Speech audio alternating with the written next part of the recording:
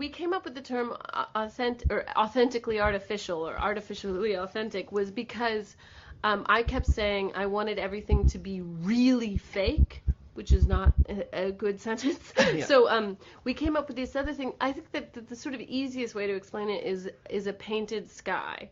It's like it's really there. Yeah. There's really a piece of fabric that's been painted, but the thing itself is an illusion. We're not outside. We're inside. It's a painted sky. Yeah. So I think that I wanted it to feel like that because I wanted everything to be, gleefully fake. Yeah.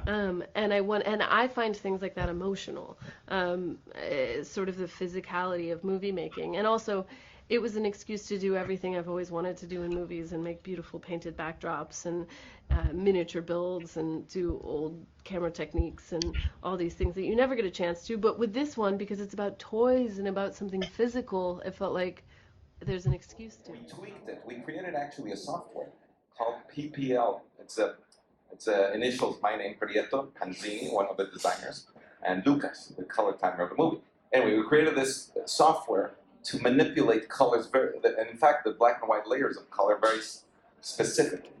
So we created Techno Barbie instead of technical. But you can do that. You're doing software for color timing, for processing after the movie's shot. So are you shooting digital and it only works on digital? Because Flower Moon's on film, though, right? So does it become digital at some moment? It turns from grains of chemical film into pixels. That's exactly right. We actually prepare it in pre-production. We make these lookup tables in pre-production so that during the process of filming, especially in Barbie, which was with digital cameras, you can actually on set look at the monitors with the lookup table. So we saw what the image looked like through Techno Barbie. So instead of what you're actually seeing on the set, you can look on a monitor and see what I'll see when I go see the movie. Exactly. And it's different. That's weird. Yeah, it is weird. But on Killers of the Flower Moon, it was mostly film. We shot maybe 10% on digital. So you can't see on set this light, but you see it on the dailies. So the dailies are digital. It's film, but you scan the film, and then it becomes digital information, and the editing, all of it happens digitally. So even though we capture on motion picture negative, the rest of the process is digital. That's such a... I know this is totally normal for you, but it does seem like there's a moment where the visual, whatever the real thing is that you have shot, then gets captured by either a chemical process or a digital one, that same, roughly similar technology to like what's in everybody's phone. Like there's a change for what you're actually seeing. Are you trying to, is the director trying to, and talking to you about making it look like what they saw on set or on location that day, or does it become the art? Are you trying to make it look like something else, the product, once it gets past your eyeballs or past the monitor? Well, it depends. Usually I try to make it look something else if that's the design, if that's what we're going for. And in the case of Barbie, for sure, we were going for this techno Barbie look. But on Killers of the Flower Moon, the sequences that had to do only with the Osage people and their rituals, where Europeans or European settlers, white people, weren't involved. Then we try to use the color as naturalistic as possible. So we shot on film negative, and then you transfer it to digital, but trying to that the colors are reproduced as faithfully as our eyes see it. Because even our eyes are interpreting color in our brains, and we have our own cameras in our eyes and our brains. So color is an abstraction, as it's a reflection of light off of objects. So, in fact, a red apple is everything except red. It's reflecting red light. It's absorbing everything. So anyway, everything's a lookup table at the end. So the reason I ask this, other than I love the technology of it, is I wonder, you're doing this for an emotional impact, to be thematically part of the film, or to have an emotional impact on the audience. This is going to sound like an insult when I say it, do you think that people get it?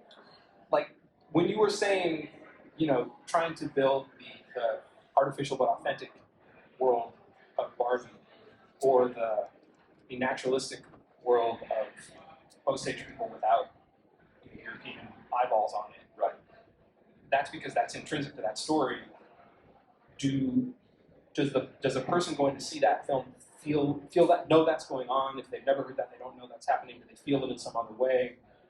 What effect are you hoping to draw to make happen in my head when I see that, without knowing what you just told me? Well, to me, it's like music.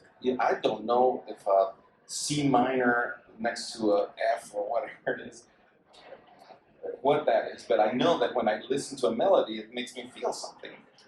So lighting is, after all, most of what I do is lighting and color, texture, composition. All these are things that aren't words, right? So it affects you in a way that I can't describe exactly, but it certainly does. There's no doubt that this vibration coming off the string affects you in one way or the other. So it doesn't matter if anybody knows if it's techno Barbie or any of that or autochrome or you just have a feeling of Moon of this sort of old image, and then you feel these natural images, and then after a certain point in the movie, it shifted when this house explodes and all hell breaks loose. It shifted the look to a much harsher, contrasty, sort of desaturated look that emulates A&R, which is a whole other thing.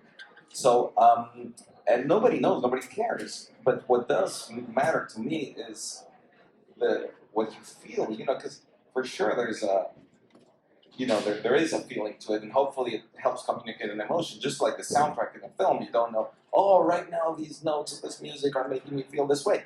I try to make cinematography invisible and the design invisible, but hopefully you feel it in the heart and soul. Now log in to SkillVill and you will be able to search the circles and find the live wired event. We have resources and shared this video there, and you can now engage with the video. Do you have other resources you'd like to share so others in the circle attending this event could see things that are related to Rodrigo Prieto? You also can share your favorite panels. Was this one of them? Was he one of your favorite speakers? Favorite, comment, or a takeaway. You could add as many entries as you'd like. This is really helpful and will be shared automatically on your own profile. This profile link will be something you can share on social media and have as a memoir from this historic event.